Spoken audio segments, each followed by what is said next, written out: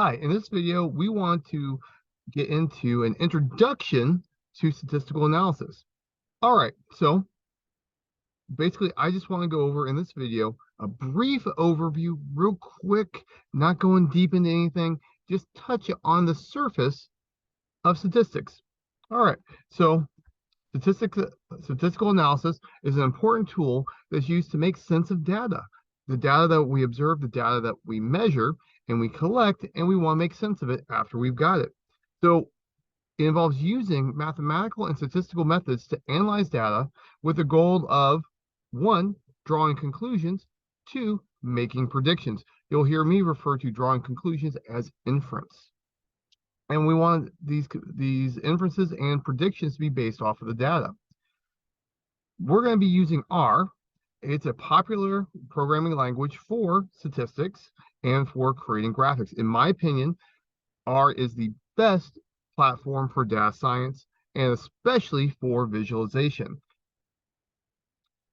So we're going to provide an introductory overview of statistical analysis using R, and we'll include some examples to make things a little bit more concrete for you. All right, so when I'm using R, my first step is going to be importing my data into my computer or into the workspace that I'm using. So we're going to be doing this example with read.csv. This is a standard function in R for pulling a comma-separated values file into our workspace. Now, the data set we're going to look at is from Kaggle. It's the salary data with age and experience data set. And here I'm using read.csv. I'm specifying the file path of the file I want to read.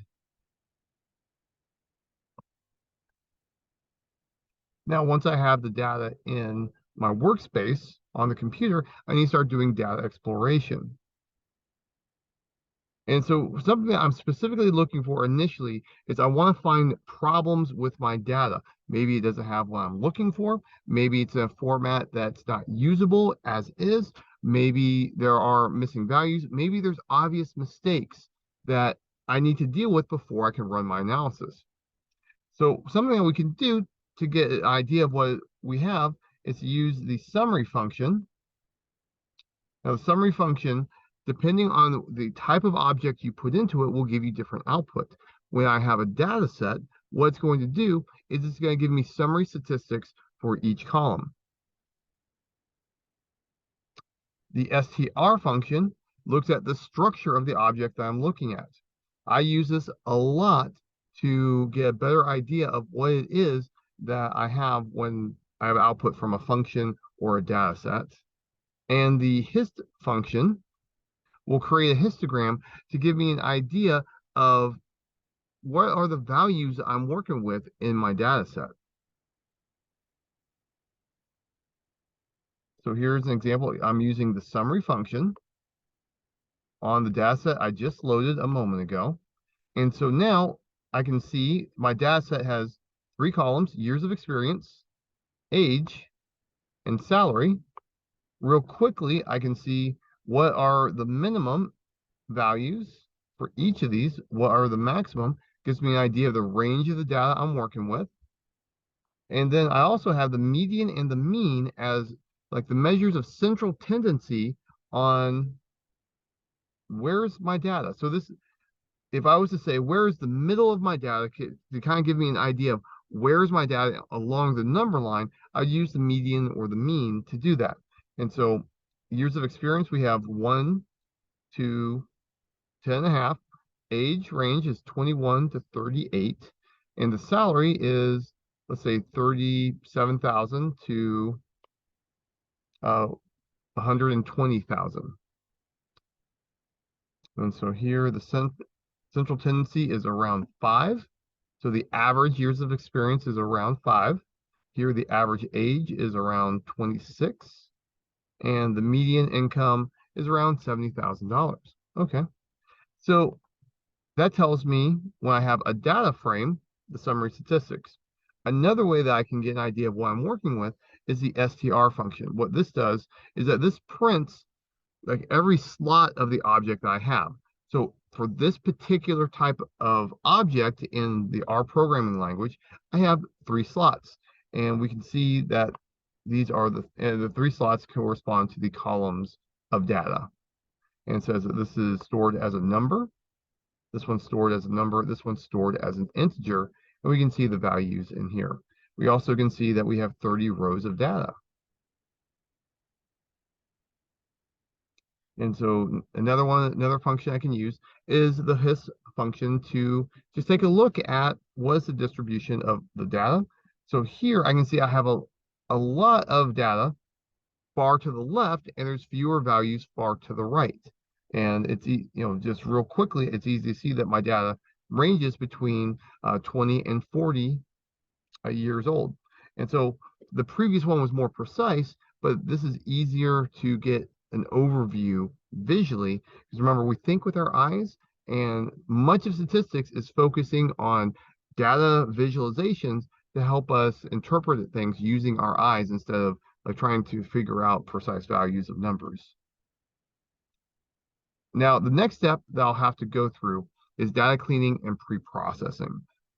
So rarely does the data that I have come to me in the format that I can directly use it. I need to, manipulate it, change it, get it ready in some way, shape, or form for me to put it into the analysis that I need to run. Sometimes things are just coded differently.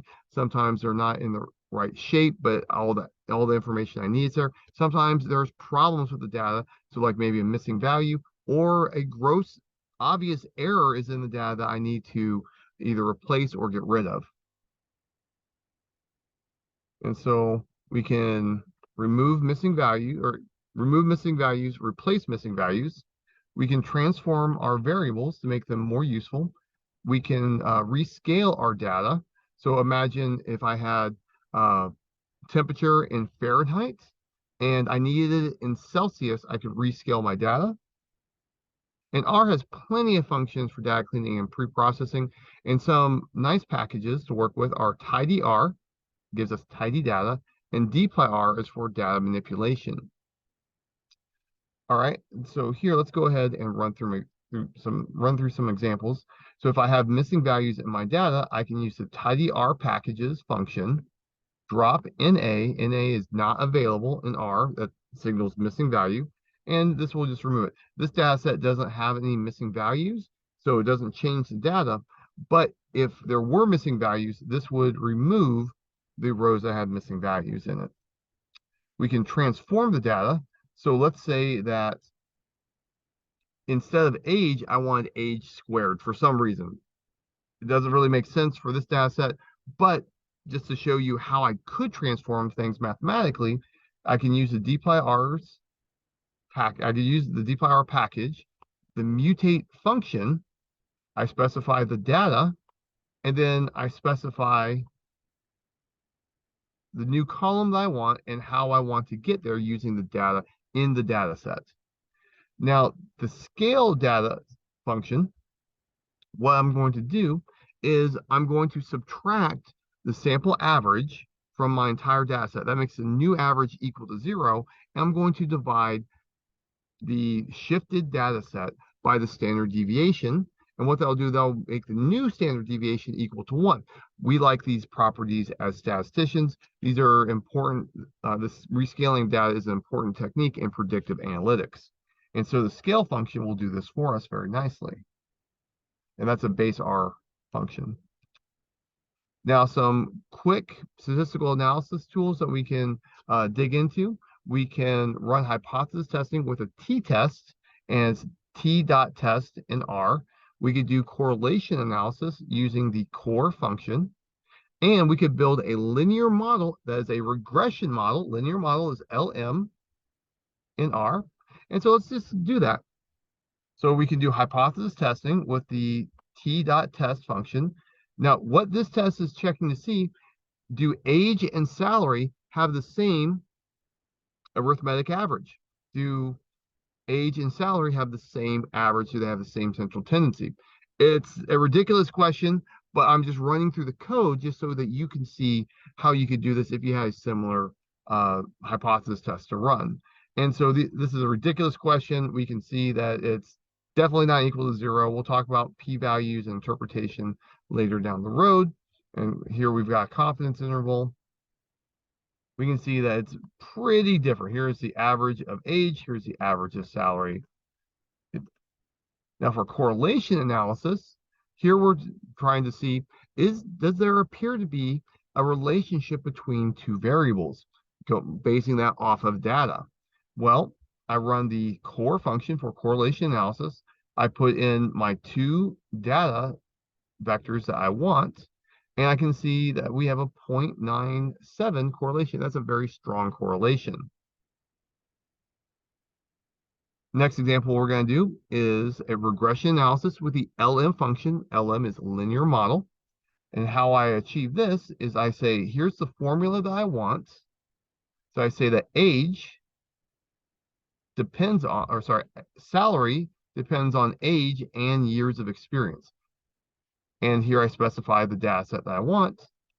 And after I get my linear model, I put it in the summary function, and it starts giving me information about my linear regression model. And so here we have the range of the residuals, tells us what the minimums and maximums are. And here are the coefficients in that linear regression model. And we'll talk about this later down the road. Here's the intercept. Here's the coefficient of age. Here's the coefficient of years of experience. Now, a big part of statistics and data science in general is data visualization. We think with our eyes, and we want to leverage that as data scientists, statisticians, scientists, data engineers, whatever field we're working in. We want to use the fact that we think with our eyes to convince people that we're doing something good. We want them to believe what we're talking about, and data visualization is a critical tool to communicate our results. Now, in my opinion, ggplot 2 is the most powerful, most useful, best overall approach to doing data visualization.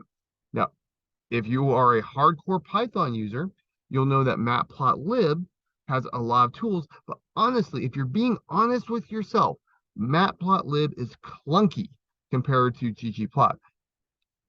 So I feel that ggplot, for the syntax and the power and flexibility, is the best way to go for doing communication of data. And so here we're just doing a quick example with the ggplot function. I put my data into the ggplot. I use the aesthetics function to specify what is age and salary, because I want to do a scatter plot. And here I'm saying, hey, put down points onto the plot. And here's what we get. And we can see this kind of looks like a line, not a perfect line, but there looks like there's a linear relationship, which corresponds to what we saw with the with that correlation analysis. So overall, R is a powerful tool for conducting statistical analysis, and the examples above provided a real quick introduction to some of the basic steps involved in statistical analysis using R. There are many resources available for us for running statistics with R, including tutorials, courses, and documentations. All right, so for your homework, what I want you to do, I want you to answer these questions. What is statistical analysis and why is it important? Provide 2 examples of statistical analyses. What is R and how is it used in statistical analysis? Describe 3 packages in R that are commonly used for statistics. And then last but not least, describe the basic steps involved in statistical analysis using R. Provide an example of each step using a data set of your choice. All right, well, that's all I've got for you. Life is short. Do math.